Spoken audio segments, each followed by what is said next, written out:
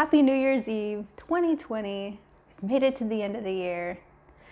And as I'm sitting here at the end of the year, I was thinking to myself, I did a reflecting on 2020 video a month or two back, and it was pretty depressing. So I decided I was going to do another one that was maybe a little bit more cheerful, a little bit more, happy-go-lucky, less making my family worried if I'm okay or not. Which I am. I'm fine. Anyway, so I wrote down some questions that I thought it'd be fun to go through and kind of reflect back on the year and how it went, and things I learned and things I improved on and things I failed at and all that good stuff. So let's start with the list. What was the most important lesson that I learned? I think the most important lesson that I learned is that I am not the shit. I think I spent a good part of the beginning of the year and the end of last year just thinking like, yeah, I'm doing really good things at work.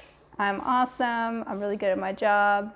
And then I lost my job, more or less. And it's been difficult to find a new job. So I think that, remembering that you still have a lot to learn and that you're not the best at everything is a really important lesson that I learned this year. What new skills did I learn? I did a lot of new video editing type things. So I learned some new skills with new video editing software, and I added some new kind of effects to some of my videos this year that I hadn't done previously. So that was some new skills that I developed.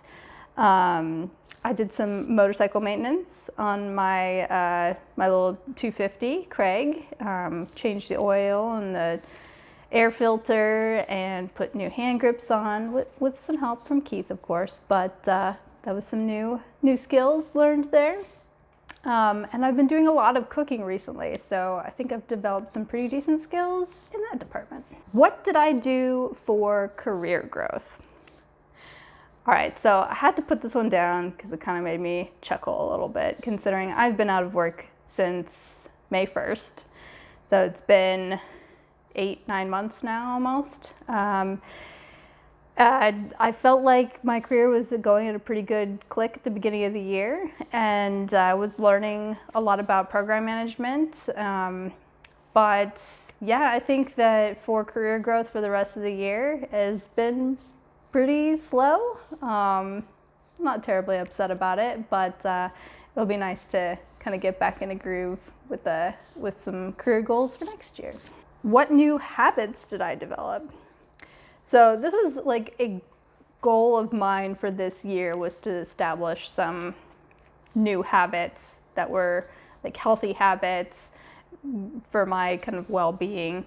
And I think the one that I was struggling with this year in the beginning of the year, but have kind of been able to sort of grasp at this point, is trying to read every night. So like shutting down any tech, removing any distraction in regards to my phone or my computer. I just put them away, and then I go and I sit down and I read for 20-30 minutes at least. And just kind of doing a nightly routine too, just make sure I actually brush my teeth and wash my face every night before I go to bed, and it's been really relaxing and nice. So I think that's been one of those habits that I established that's been really beneficial, that I'm most proud of. I realized that I was going to say something about like favorite books as well, considering one of my habits was reading before bed, but I have only actually read 2 books this year. I read AWOL on the Appalachian Trail. It's a hiking book. Wow, who would have figured? And then I've been in the process of reading The Devil in the White City.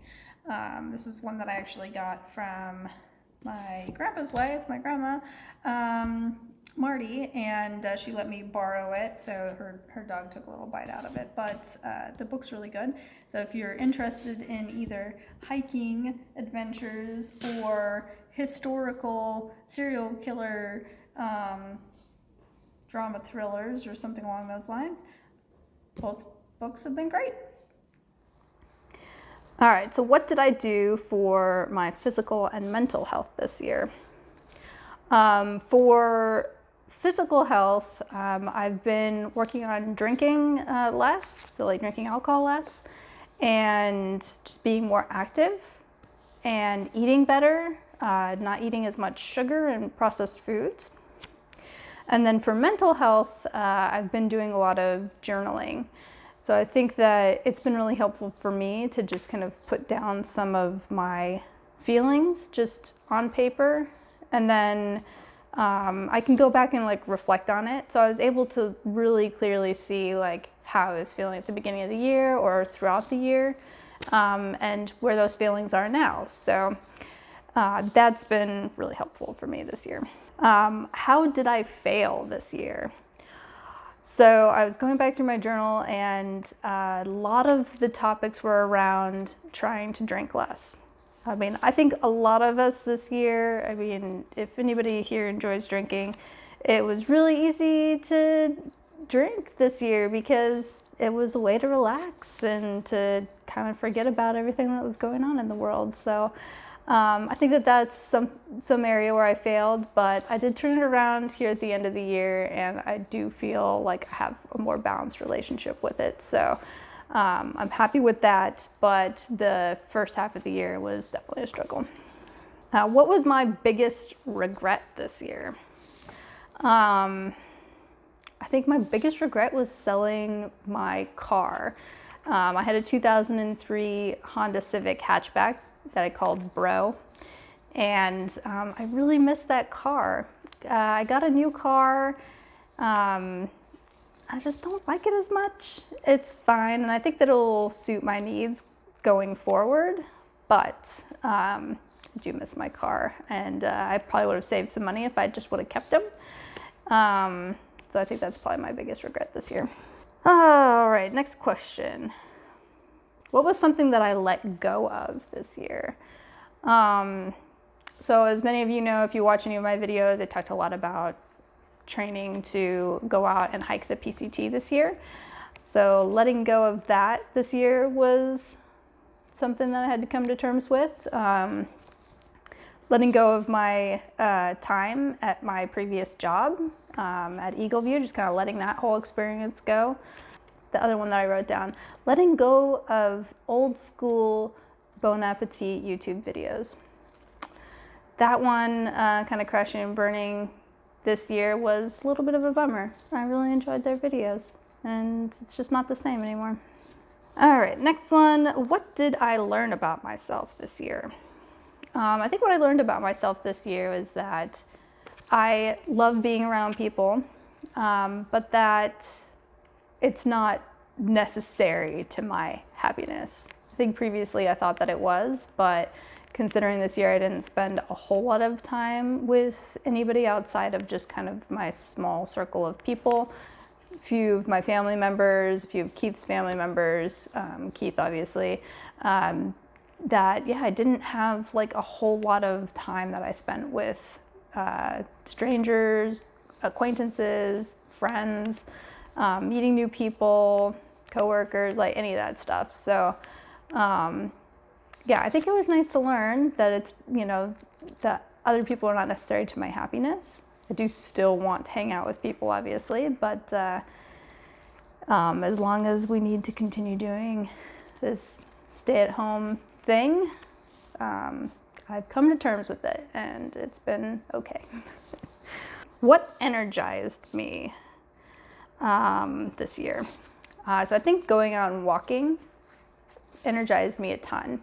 Anytime that I was feeling a little bit down or stir crazy or just kind of blah, I would just get out and walk. And regardless of what the temperature was outside or the weather conditions, it could be raining or really warm or perfectly sunny or windy, it didn't matter. I got out, I put on the right gear that I needed, whether it was a jacket or tank top or whatever, and I just walked around my neighborhood. I guess going out and hiking technically too, or walking out a park in my area. So that's something that energized me this year. And then on the flip side, what drained me this year?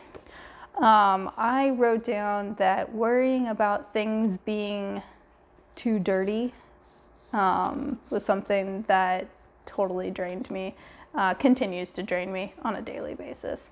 I try to work on not worrying about it so much, but it is part of who I am, unfortunately. And then the last one that I have for just kind of these generic questions was, how did I have fun this year? And I think that it would be pretty apparent based off of the videos that I have on my channel that the way that I had fun this year was getting on hiking, getting out and riding my motorcycle. And so I went out on a bunch of hikes, and we went out on a bunch of motorcycle rides. Oh, and road tripping too. Just going on road trips. That was a ton of fun this year. And I think that that would be the way that I had fun this year. All right, and so then for the second part of this video, I just had a list of some of my favorite things of 2020. And so the first one is favorite song. This one's really hard because I think that I had a lot of songs that I listened to this year, but the one that came to mind that I really enjoy and have been trying really hard not to overplay too much is a song by Glass Animals called It's All So Incredibly Loud. It's not very long, but just the way that the music plays in the song, I really enjoy. So if you haven't listened to it, check it out. Favorite music artist, so these kind of come hand in hand. I would say Glass Animals has been on the top of my favorite artist list this year. Again, I listen to a bunch of other musical artists as well. As I kind of go through and think of them after I'm editing this video, I'll plug in a couple over here. My favorite YouTube channel. So I don't know how many people like actively watch YouTube, but I watch YouTube every day. It's definitely one of my guilty pleasures. It's kind of like binge watching TV shows for me. And so I have a couple of YouTube channels that were my favorites this year, specifically some newer ones, but my all-time favorite YouTube channel would have to be Darwin on the Trail. So basically he just goes out and records his hikes that he's been doing. He does gear review videos, so towards the end of last year, beginning of this year, is really helpful to help me find some decent gear for my backpacking experiences. And he's also really passionate about giving back to public lands and, just making sure that you're doing right by the community and the trail communities. So that would be my favorite YouTube channel for 2020. And then some of the runners-up and new YouTube channels that I spent a lot of time watching this year were Vox, Johnny and Iz Harris's. They both have their own channels. So Johnny Harris's channels videos are a little bit more like educational. He loves maps and doing stuff with explaining how maps are created and like different regions and how the borders have changed and that sort of thing. So it's really educational. And then Iz's channel is more travel based, and she does some cooking and just kind of fun little lifestyle videos, clothing, kids, all that stuff. Andrew Cole Smith is another one that I watch a lot. He is the one that turned me on to Orange Theory, which is a fitness gym type place that I was doing the beginning of the year, end of last year. And he's just a really funny guy. He's actually in Seattle, and he documents his journey to get #NotFat, something like that. And it's a really real channel. So he documents his struggle. Sometimes he falls off the wagon, and he documents those parts of it too, and I really appreciate that. And then I really enjoy watching Fort9. He does really unique motorcycling videos, and they're educational too, about just a wide range of topics. So if you're into motorcycling, I would definitely check them out. And then REI has been doing a series called Miranda in the Wild. And so they just, they test out gear and camping advice and backpacking and, more trail stuff, that sort of thing. So, and she's really funny, so I like her channel also. Favorite tea, coffee. So I've been drinking a lot of tea. That's another part of my nightly routine is while I'm reading, I'll have a cup of tea before I go to bed. And I didn't used to drink a whole lot of tea, but that's been another thing that I have established this year. And so Flying Bird Botanicals, they're a local tea place here in Bellingham. They have a tea called Dreamcatcher. And it is super delicious and it makes me feel sleepy, which is kind of nice. So it's perfect for that end of evening reading session and wind down time. So that would be my favorite tea. And then favorite coffee. I recently actually won some coffee, and I had purchased some coffee from this company previously, but they're called Purity Coffee, and it's all organic, mold-free coffee. And I don't know, to me, it does feel different than just drinking regular coffee, and I just brew it in a French press, cold, overnight, and then I store it in the fridge and pour it over ice with a little bit of heavy cream, no sugar or anything like that, and just sets my morning right. I love it. Favorite food for 2020? Have to be pizza. Definitely pizza. All kinds of pizza. But specifically pepperoni pizza, sometimes with pineapple, and taco pizza. There was a place down in Woodinville before we moved up here that we'd go to all the time called Pizza Coop, and they had a really good taco pizza. And actually we are attempting to recreate taco pizza this evening for our New Year's Eve at home celebration. So we'll see how it goes, because we haven't had taco pizza in months and it's so sad. Ooh, it's time for taco pizza. If Keith can cut through it. Favorite TV show? Have to be, I have multiple favorite TV shows that I've had this year or that I've been watching and enjoying. First one would be The Mandalorian, of course. Who could not love Baby Yoda? He is awesome. And Mando's great too. I really enjoyed binge watching The Crown when it came out this year. The season was pretty good. And SNL made my list for this year too. I think that the skits have been really good, and when they were doing the at-home pieces and trying to combine skits together with people while they're all at their own houses, I thought they did a really good job, and so I have to give them kudos for that. Keith and I also binge watched a bunch of Star Trek, the various series, so DS9 and Next Generation, and so that filled a lot of our time and was super enjoyable. I love Star Trek, so that will always be on my favorite list. And then favorite movie, I didn't watch a ton of movies this year. One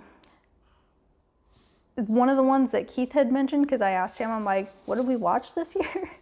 And he said Jojo Rabbit, and so we looked back and sure enough, we'd watched it back in February, which feels like a lifetime ago at this point. But Jojo Rabbit is a great movie, so I'm going to put that one on my list for my favorite this year.